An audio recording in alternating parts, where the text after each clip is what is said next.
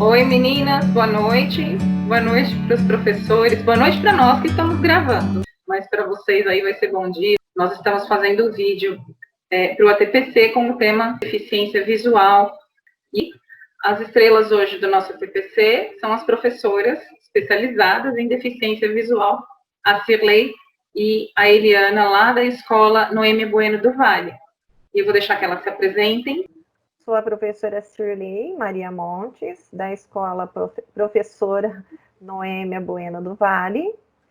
Minha formação é pedagoga, com habilitação na área da deficiência visual, pela Unesp de Marília, e mestrado pela mesma instituição. Atuo na área da deficiência visual há 24 anos. Em fevereiro farão 25 anos e estamos aí para contribuir com vocês. Muito bom. Eliana? Eu sou a Eliana Silva, atuo com a Cirlei também lá na escola Noêmia Bueno do Vale. A Cirlei atende os alunos dela no período da tarde e eu no período da manhã. Nós duas temos a mesma formação, fizemos a pedagogia com habilitação em educação especial na área da deficiência visual. E depois da faculdade, nós duas fizemos o mestrado em educação, tanto a faculdade como o mestrado pela Unesp de Marília. Muito bom. Vocês são amigas de longa data, né? Nós somos amigas e eu acredito mais uns 25. Que 25? Mais de 30 anos. Não vamos contar nossa tem mais de 30. Legal. É verdade. E aí, Eliana, já vou começar perguntando para você qual é a diferença entre baixa visão e cegueira. Olha, deficiência visual, ela é classificada em cegueira ou baixa visão. A gente costuma falar também visão subnormal. Uhum. A cegueira é você não enxergar nada, ou muito, muito pouco. Então, a gente costuma classificar assim, ó, de 0% a 3%, mais ou menos, que é pouca percepção de luz, pouca percepção, é considerado cegueira. Aí, de 30% para menos, então seria dos 3% aos 30%, aí é considerado baixa visão. O que a gente diferencia, Kátia? Na baixa visão, nós vamos usar o ampliado, nós vamos usar o contraste, e no caso da cegueira, nós vamos usar o método Braille. Lembrando que a deficiência visual, ela pode ser inata, a pessoa já nasce com ela, ou adquirida. Então, há casos e casos. Há alunos que têm a mesma acuidade de visão do que outro e tem-se a impressão de que um enxerga mais do que o outro, dependendo de como estimulado esse resíduo visual que o aluno tem. Bom, vocês estão trabalhando na sala de recursos já há bastante tempo. Explica para a gente, Eliana, o que é a sala de recursos, qual é o público que vocês atendem, o que é feito lá? Tá, como o próprio nome diz, a sala de recursos para deficientes visuais são os recursos humanos, no caso eu e a professora Cirlei, e os recursos materiais, tudo que é utilizado especificamente para o ensino daquele aluno com baixa visão ou cegueira. Nós usamos o termo cego, porque quando as pessoas falam, eu tenho um aluno com deficiência visual. Em seguida, tanto eu quanto a Cirlei já vem uma próxima pergunta. Mas ele tem baixa visão ou ele é cego? Então, a gente entra na terminologia, entra no conceito cego, sem nenhum problema. Tem muitas famílias que resistem, a Cirlei pode contar um pouco, mas no tratar profissional, é muito comum a gente estar falando cego, cegueira. E aí, dentre os recursos materiais, nós temos o Braille. O Braille ele é escrito numa folha sulfite um pouco mais grossa, a gente costuma falar sulfite 40. Conforme você vai falando, eu vou passando para você.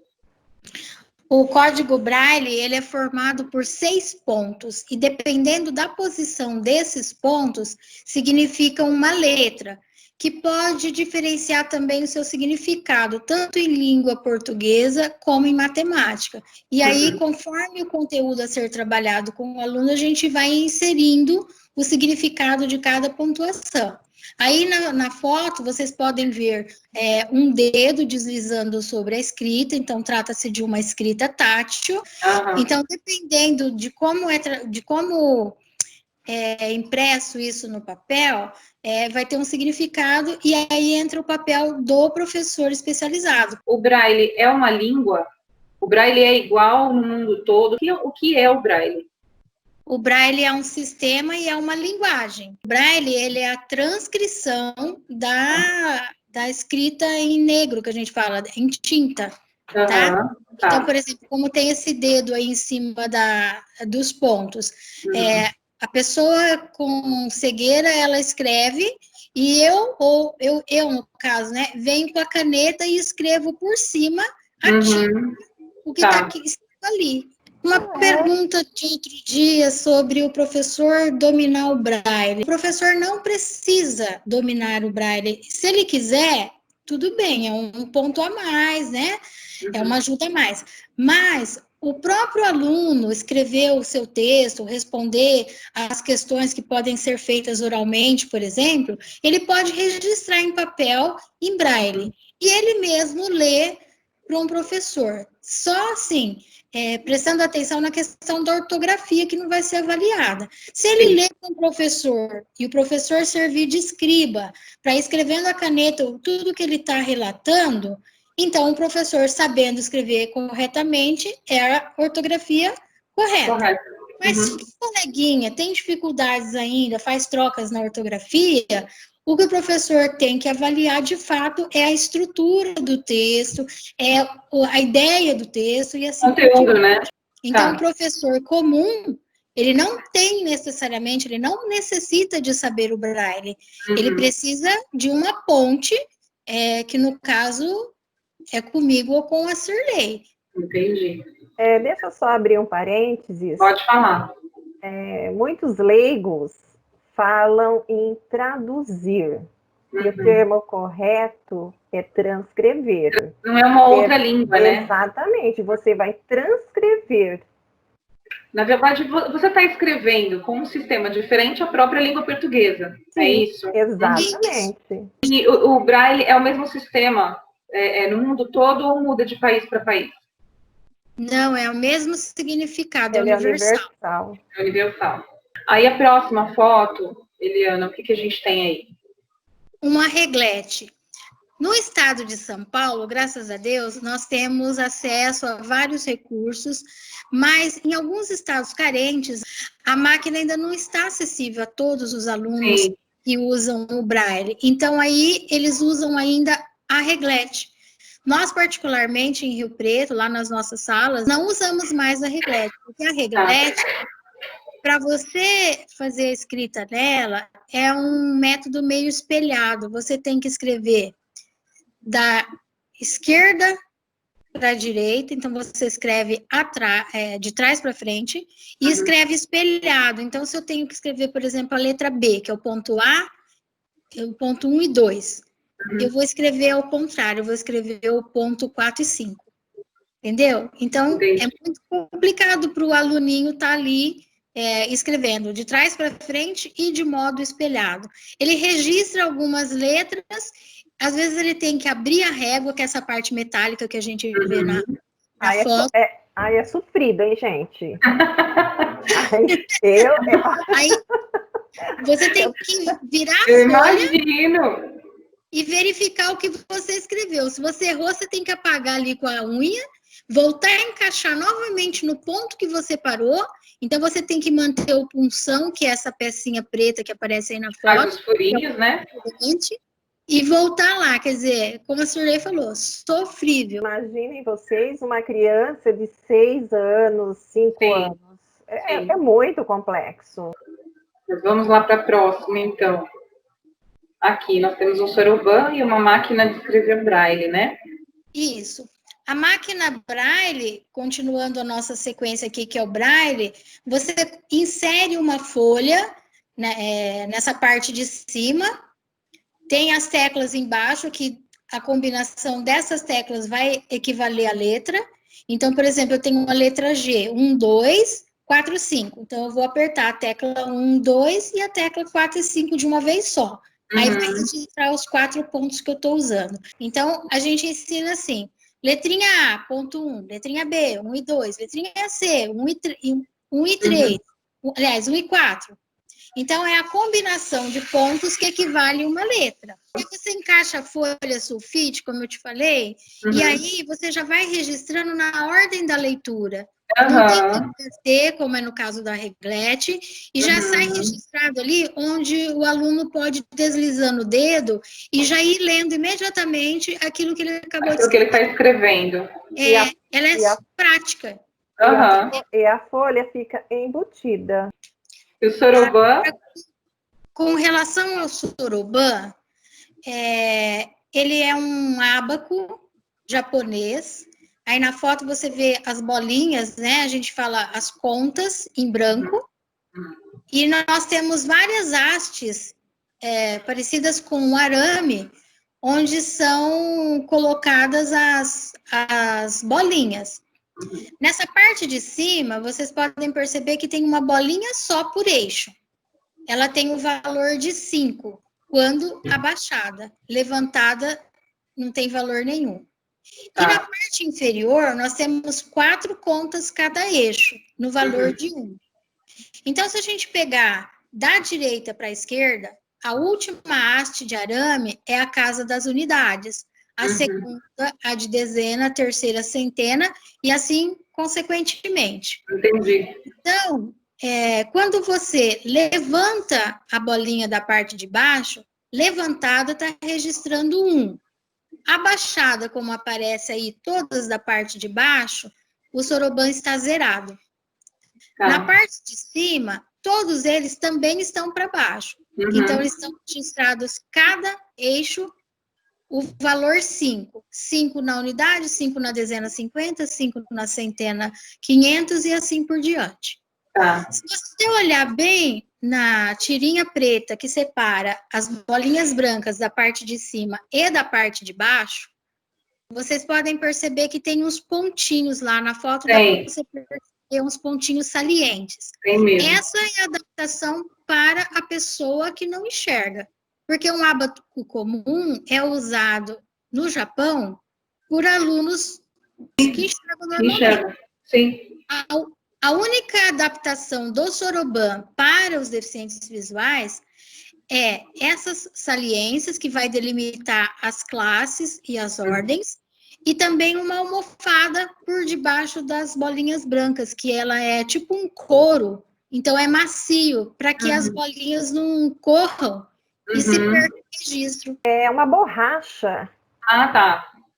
Porque aí evita que deslizem, né? Isso. Então, assim, é um recurso maravilhoso e que não se limita só ao uso do cego, mas também o de baixa visão e de quem enxerga normalmente. Porque ele é um estímulo cognitivo, né? Para qualquer... É raciocínio e memória a todo momento. Sim. Excelente. Vamos adiante. E antes de inserirmos o Soroban, nós trabalhamos o material dourado, que é o concreto. Porque o Soroban, ele é assim, totalmente abstrato. Aí nós temos aqui a telelupa.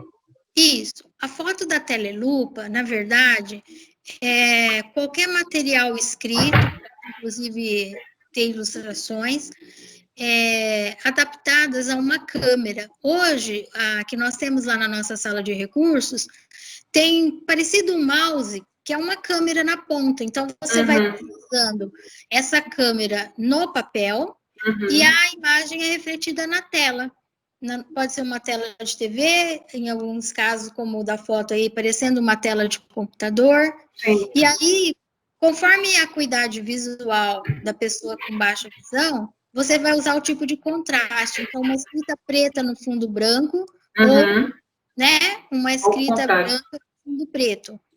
E aí o Tá. próprio aluno vai ver a proximidade do rosto dele em frente à tela, se Tá. mais próximo ou não. Claro que o aluno com baixa visão, dependendo da atividade dele, pode estar usando também outros tipos de lupas, Uhum. acopladas numa armação de óculos, ou a lupa de mão que você coloca em cima do papel e vai deslizando. Tem a régua com lupa, né, também. Isso. Tem aquela lupa também que alguém já usa para ler jornal, que é aquela do detetive, né? Aham. Com cabine. Então, lá na sala, nós temos alguns modelos de lupa, porque a gente tem que respeitar o aluno, o que é mais Sim. confortável para ele e o que de fato faz sentido, né? O que de fato Sim. é útil, funcional. Aham. Porque tem aluno que não se adapta à lupa. Dependendo do problema da pessoa, amplia, mas não dá nitidez, de repente fica embaçado. Cada caso é um caso muito específico, né? A pessoa com baixa visão, ela utiliza uma bengala verde. Uhum. Então, a bengala verde sinaliza que a pessoa tem baixa visão. Uhum. E é muito difícil a pessoa leiga entender o que é a baixa visão. Por quê? A criança ou a pessoa com baixa visão, ela pode enxergar um fio de cabelo loiro ou branco na camiseta preta. Uhum. Exatamente. Agora, quem não tem esse conhecimento, está fingindo. Uhum. Exatamente. Como que consegue enxergar um fio de cabelo e não consegue enxergar um objeto? Objeto maior. Exatamente. Então, é bem complexo quando nós falamos em baixa visão. Baixa visão.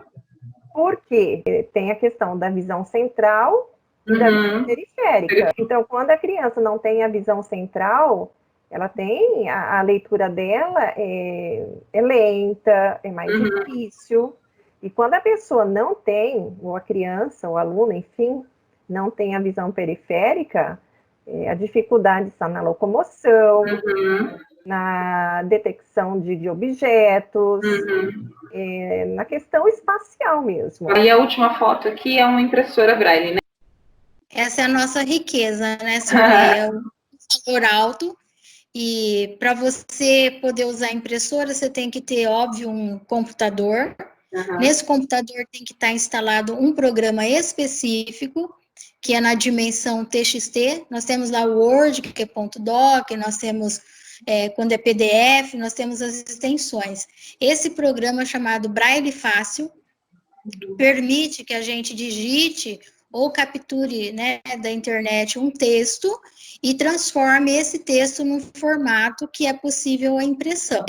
Tem sido um recurso muito utilizado lá na sala de recursos, porque atende tanto a Sirlei enquanto professora, quanto os alunos, né, que usam o Braille para sua escolaridade.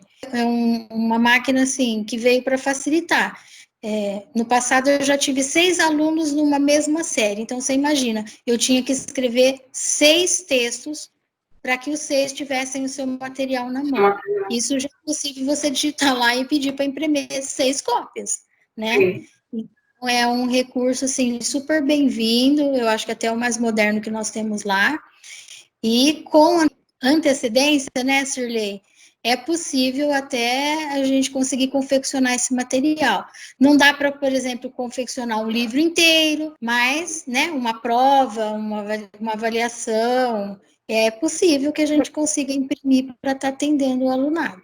Então, agora, nesse momento de pandemia, inclusive você, Kátia, nos enviou o arquivo em TXT.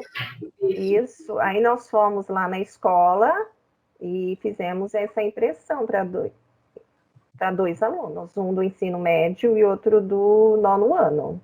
Antes que alguém pergunte, não é possível imprimir as imagens, tudo que se refere à imagem tem que ser audiodescrição, né? Então, não dá para chegar lá, de repente, com um CD de um livro, por exemplo, que a editora forneça e você imprimir, porque ela tem também a sua limitação. Mas não deixa o aluno aquém, pelo menos ele tem dele, né? E tudo que entra em coisas mais específicas, como os gráficos, como as imagens, principalmente, fotos, aí realmente precisa que alguém, pelo menos, comente. Tá. Então, na sala de recurso, vocês têm esses vários, né, recursos de tecnologia assistiva, tem os recursos pedagógicos também, os materiais em textura, jogos, táteis, e tudo isso para manter o aluno em desenvolvimento, né, desenvolvendo os potenciais que ele tem, e não focando na deficiência, né, mas naquilo que ele pode desenvolver. Então, complementa falando da calculadora sonora e do DOSBox que você usa bem, o JAWS. Então, mas nós esquecemos do MacDaisy também. Ah, sim, também. Que são CDs que nós temos lá na escola, nós temos muitos, e que são CDs de histórias. Então, nós temos assim, acredito que seja até uma biblioteca, porque nós temos muita coisa lá. E também nós utilizamos o computador, temos o DOSVox, que é um sintetizador de voz, e o DOSVox você pode baixar da internet, não tem custo algum, só que ele é mais limitado. Mas, por outro lado, para acessar a internet, para mandar e-mail, para receber e-mail, ele é bem prático. Então, nós temos DOSVox, nós temos JAWS, nós temos Virtual Vision, nós temos NVDA, são esses. Mas cada aluno com deficiência visual, cada aluno com cegueira, se adapta a um determinado recurso, né? Recurso. Eu, particularmente, eu uso o JAWS e o DOSVox. Agora, tem aluno que usa o NVDA e não se adaptou ao JAWS. Então, isso aí vai de cada pessoa. Também é uma praticidade, porque nós temos condições de termos acesso como outras pessoas, como as pessoas que enxergam.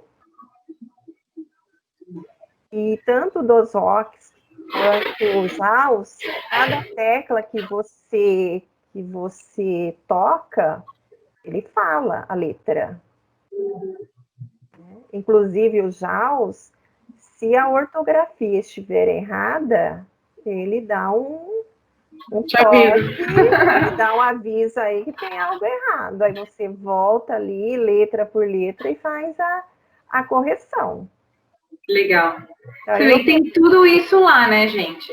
E os nossos alunos de baixa visão estão nas escolas, né? Cegos nós temos poucos, mas tem um número considerável com baixa visão, que vai se beneficiar muito se for matriculado na sala de recurso. Então, entra aí todo o trabalho da rede, né, na conversa com os pais.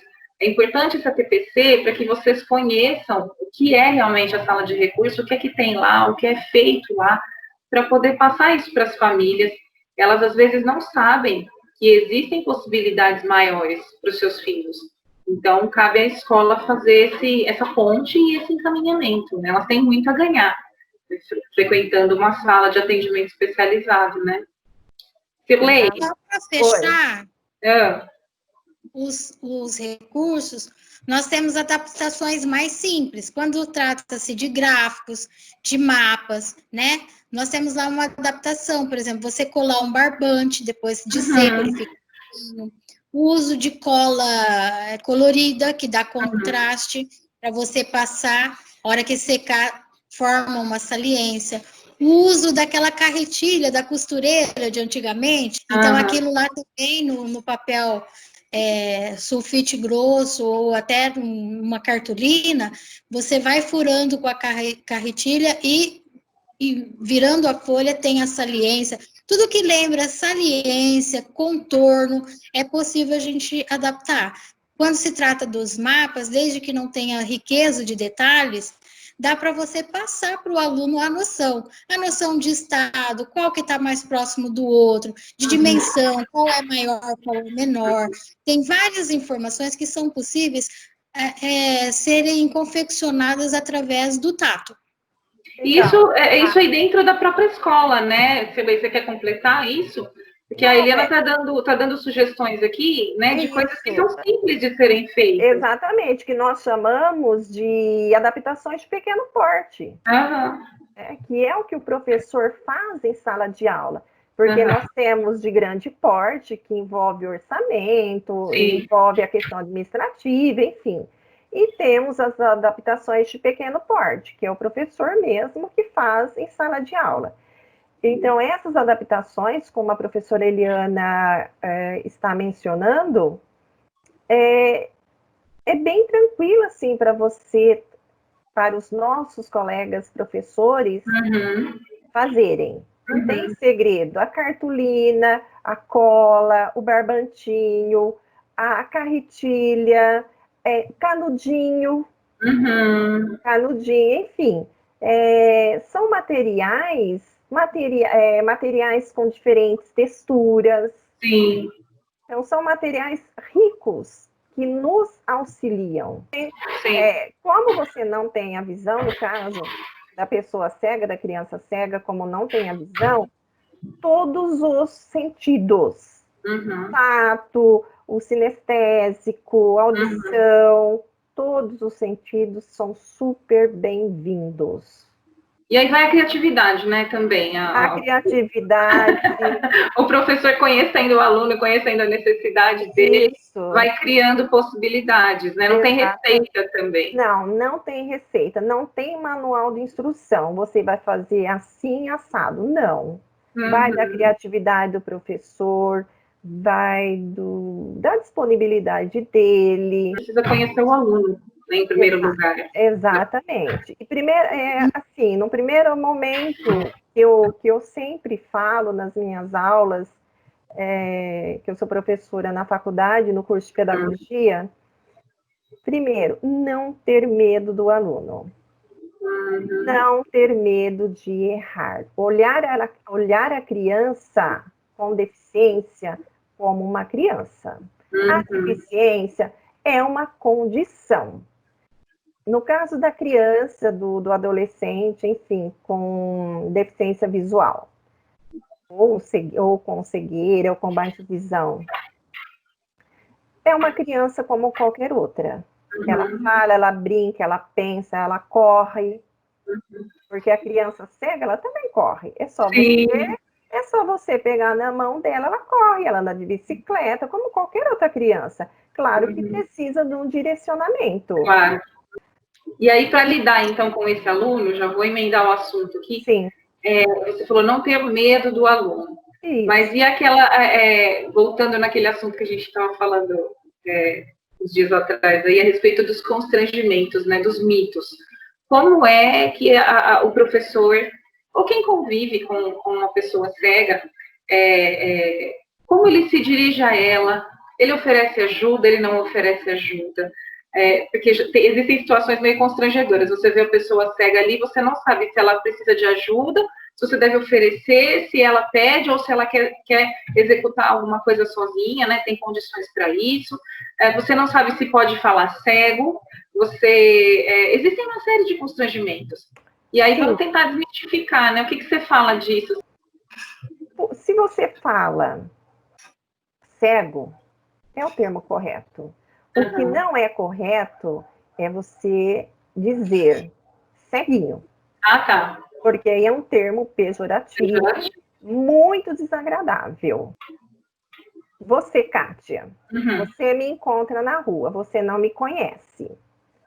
Você vai chegar em mim e vai perguntar se eu preciso de ajuda. Porque muitas vezes acontece da pessoa pegar no seu braço e sair te puxando. Sim.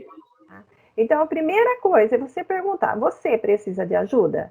Se a pessoa não precisar da ajuda, às vezes ele não precisa. Ele vai te agradecer e falar, não, muito obrigada. Com relação à abordagem, se você não conhece a pessoa, não sabe o nome dela, presta atenção, leve toque no braço para ela saber que é com ela que você está falando, tá? Não. É uma forma de saber que é para ela a pergunta. Posso te ajudar? Porque às vezes ela vai ignorar achando que você pode estar se dirigindo para outra pessoa. Agora, se você conhece a pessoa, numa sala de aula, a professora vai se dirigir ao aluno, ela vai chamá-lo pelo nome. Porque senão não sabe que está falando com ele. Porque já aconteceu isso, a pessoa estar falando comigo e eu ignorar. E já aconteceu da pessoa não estar falando comigo e eu responder. Olha, a situação é desagradável. Mas acontece. Acontece. Não, são dicas importantes, né, para a gente saber como agir. O aluno novo que chega, o aluno novo que chega na escola cego, ele não conhece aquele ambiente. Está chegando agora. Quais seriam as primeiras providências? Aquilo que a gente precisaria prestar atenção de imediato para poder atender esse aluno corretamente? O professor Eliana, quando eu cheguei lá na escola Noélia Bueno do Vale, qual foi o procedimento? Nós percorremos ali o espaço embaixo, né? E eu fui apresentando a escola através do tato. Então, ela estava com a bengala, e aí eu falei assim, olha, nós vamos entrar por aqui, tem um portão, à direita dá para você usar como guia a parede, e aí você vai passar por várias portas, a primeira porta é da diretoria, a segunda é da vice-direção, aí você vai chegar em frente à cozinha. Aí, como eu já sou da área, eu fui pensando a possibilidade do trajeto para ela atravessar para outra parede que dá acesso à sala onde nós atuamos. À esquerda da sala que nós atuamos, na posição de quem está saindo da sala, a gente caminha, passa pela sala de educação física e o banheiro das professoras. Então, nesse momento, é importante eu localizar para a Cirlei que a lateralidade é com relação a ela. Então, sempre eu vou dizer à sua esquerda, à sua direita. Então, assim, para a Cirlei, no primeiro momento, entrou tudo como informação. Aí, depois, no dia a dia, ela foi se localizando. Quando ela estava próximo da cantina, tem 2 lances de escada, então, se ela não usa bengala, ela vai cair certamente. O pátio é dividido por uma grade para chegar ali nas salas, né, da direção, da coordenação. Então, tudo entrou como através de orientação e mobilidade. E a mesma coisa em relação ao aluno. Tá? E aí você vai gravando isso, né? Porque não é de imediato. Você vai gravando isso à medida que você está explorando o lugar ali, não é? Exatamente, porque o lugar para mim era novo também. Sim. E você tem que fazer um mapa mental sem a visão, né? Isso, exatamente isso. E em relação à criança, quando ela chega na escola pela primeira vez, é esse reconhecimento do ambiente, na sala de aula, o reconhecimento da sala, a disposição das carteiras, da mesa, dos armários, da louça. Todas essas informações ricas em detalhes. Você falou várias coisas importantes. Não ter medo do aluno, né? Conhecer o aluno para que, então, fique mais claro como trabalhar, né? Sempre perguntar para o aluno. Isso. Sempre perguntar para ele.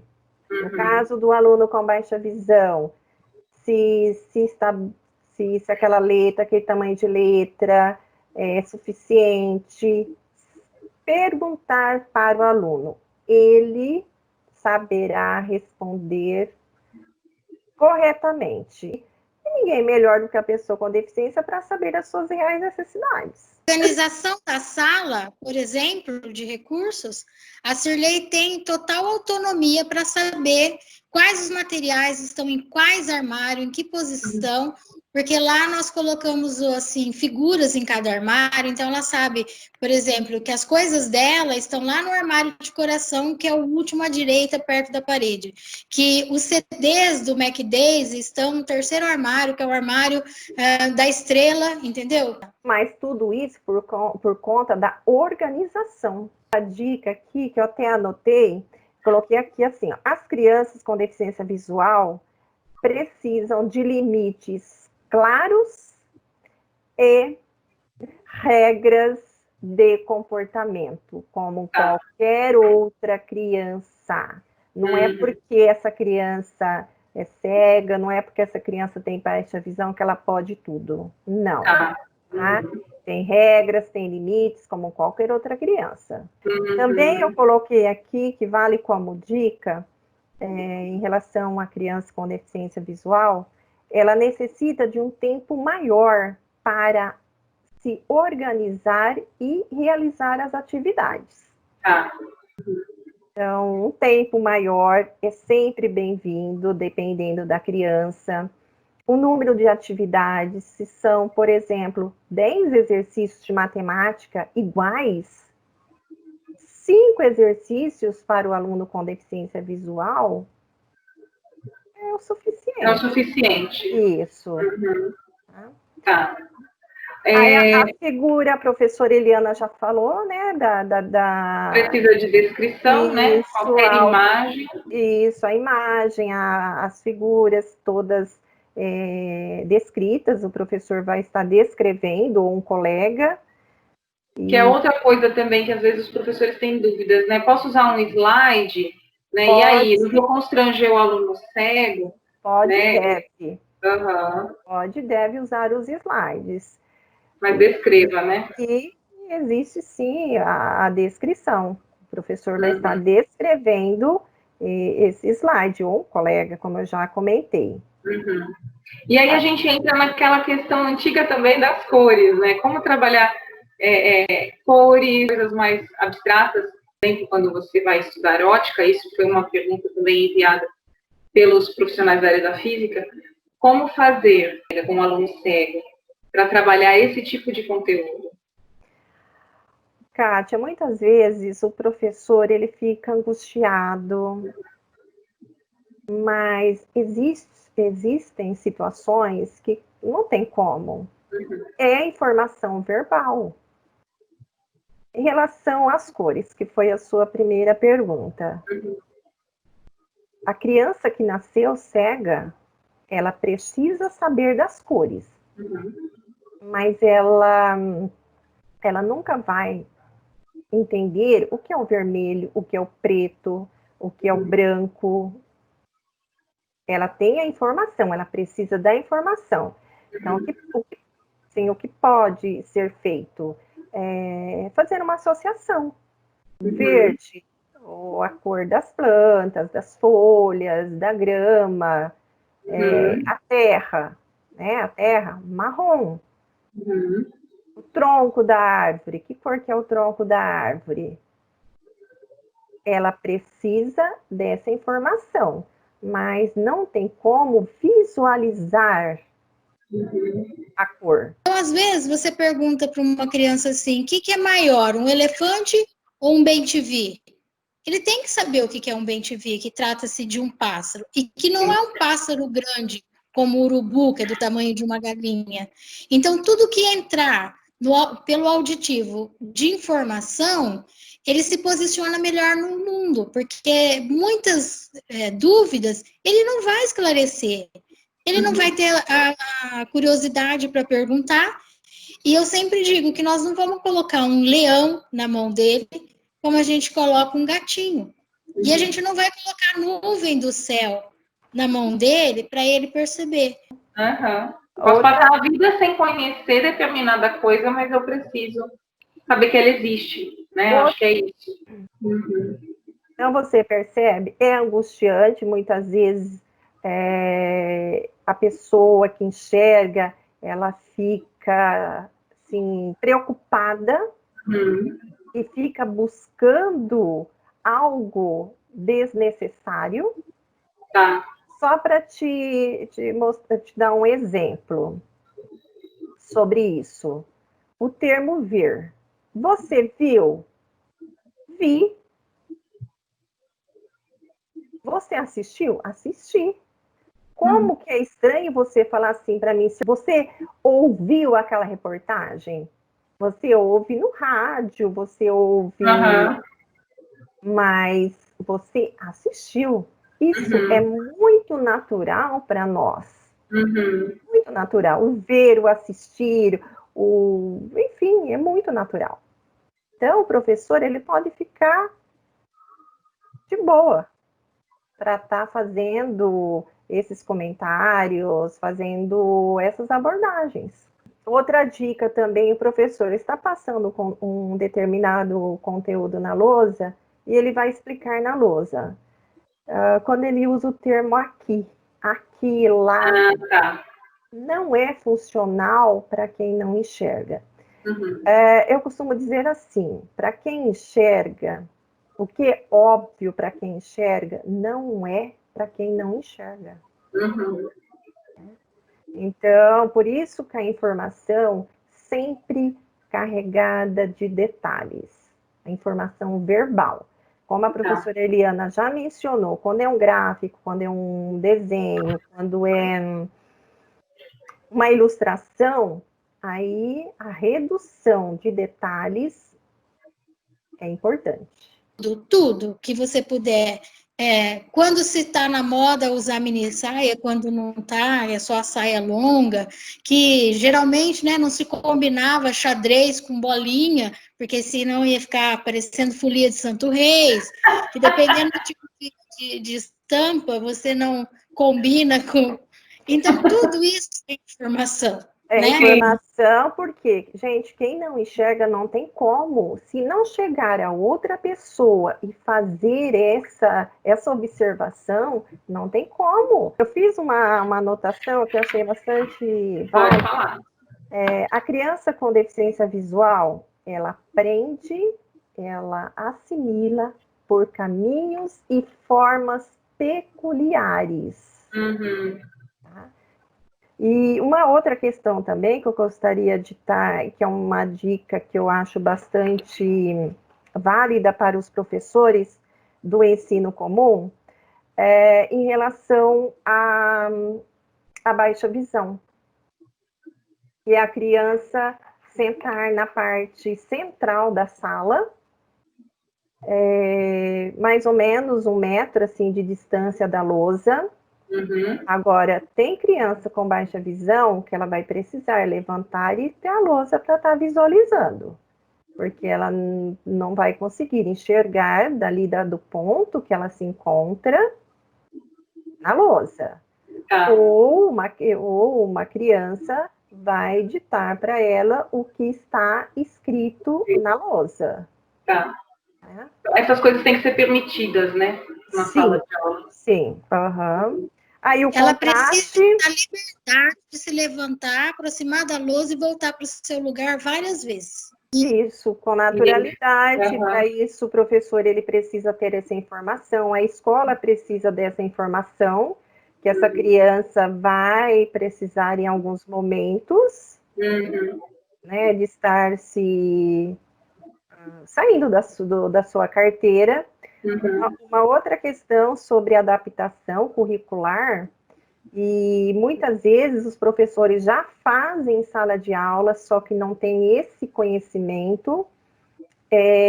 O professor, quando ele vai até a carteira do aluno e faz uso de uma folha, de uma régua, de um lápis, e explica para o aluno aquela atividade, é uma adaptação curricular. E é isso, né? A questão do contraste, que a professora Eliana já comentou, as cores fortes e vibrantes, que são importantíssimas para os alunos com baixa visão. No computador, a fonte Arial ou a Verdana, 24 muitas vezes, ou na maioria das vezes, atende essa necessidade do aluno, mas nós sabemos que nós temos alunos que fazem uso do tamanho de letra 28, aí vai de acordo com a necessidade do aluno. Ele vai mostrar para você. E, assim, caminhando para o final, a importância do trabalho em parceria entre vocês da sala de recursos e os professores de sala de aula regular. Qual é a função de cada um? Como é que funciona esse trabalho? Como é que se organiza um trabalho colaborativo? Olha, nós estamos à disposição, nós professores, professoras da sala de recursos. O nosso trabalho é realmente, como você disse, o trabalho colaborativo. Por quê? Sala de recursos, nós não trabalhamos o conteúdo. O conteúdo é lá no ensino comum.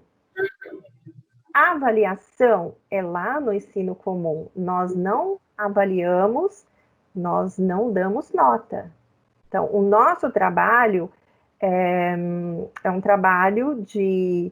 O aluno não entendeu um determinado conteúdo lá no ensino comum. E nós vamos fazer? Nós vamos auxiliar o aluno. Muitas vezes, nós vamos em busca de um professor, mas, assim, no meu caso, né, da matemática, eu vou em busca de um professor para estar me auxiliando, para me sanar aquela dúvida, para eu passar para o meu aluno. Então, nós temos esse contato, eu tenho contato com professores de outras escolas, nós temos alunos com deficiência visual, para mantermos esse trabalho colaborativo.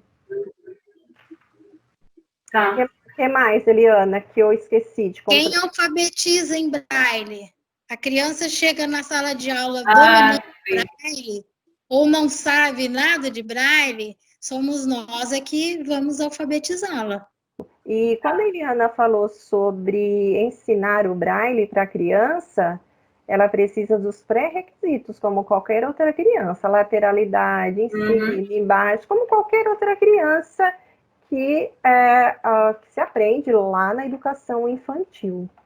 E aí, agora sim, esse período de ensino remoto, né, para os meninos com baixa visão e cegueira, o que vocês sugerem? Eu arrisco, né, dizer aqui que possibilitar ao aluno atividades em que ele possa responder oralmente, eu acho que é uma sugestão, né, gravar em áudio mesmo algumas coisas para poder fazer a devolutiva para o professor. O que vocês sugerem? Olha, nós fizemos a impressão daquele material que você caminhou. Que é um material que foi encaminhado para toda a rede, né? Aquele aprender sempre, não é? Agora, eu tenho uma professora de matemática de um determinado aluno que ela mandou videoaula para ele assistir e para a gente estar auxiliando mesmo à distância, pelo WhatsApp. Sim, por áudio, né? Isso. Acho que não tem outra alternativa. Em termos de conteúdo que é passado com o professor da sala comum, ele vai se agarrar no que o professor da sala comum tem disponibilizado, que é o material do Estado, né? E as aulas, muitas vezes, gravadas, e as aulas lá do Centro de Multimídias. Mas a intervenção, que é o grande X do nosso trabalho, não é possível. Não tem, exato. A dúvida dele, ele é que tem que verbalizar para mim do que ele está precisando. Com os meus alunos, eu tenho priorizado leitura e escrita, a parte de língua portuguesa e matemática. Eu estou em contato pelo WhatsApp, mandei material de anos anteriores ao que ele realmente está matriculado, e dado muitas dicas e a mãe tem retornado. Mas, assim, claro que o nosso trabalho de intervenção individual, nesse momento, não foi possível. Não é possível. E a gente vai se reinventando, né? tentando fazer o que é possível dentro das condições que nós temos. Não sei se eu deixei de perguntar alguma coisa que vocês gostariam de colocar, gostariam de falar. E eu gostaria, assim, de colocar para os nossos colegas professores da rede que nós estamos à disposição para um trabalho colaborativo, que eles não estão sozinhos. Nós estamos na sala de recursos para estar contribuindo. Meninas, muito, muito obrigada pela disponibilidade de vocês, pelo carinho com que vocês sempre nos atendem. E vou agradecer também, né, aos professores que acompanharam o vídeo e deixar aqui clara a minha admiração por vocês, pelo envolvimento que vocês têm e pelo amor que vocês têm, não só à profissão, mas ao ser humano. Nós que agradecemos essa oportunidade de passar um pouquinho da nossa experiência para todos vocês. Muito obrigada. E agradecemos às parceiras, porque parceria tem duas pontas, que são vocês, professores da classe comum, que, por estar acolhendo, já está fazendo o seu papel de professor, de profissional. Porque eu acho que o caminho é a mudança de postura, a mudança de olhar e o acolhimento o melhor possível. É isso. Obrigada, meninas. Obrigada, professores. Tchau, tchau. Obrigada, Kátia.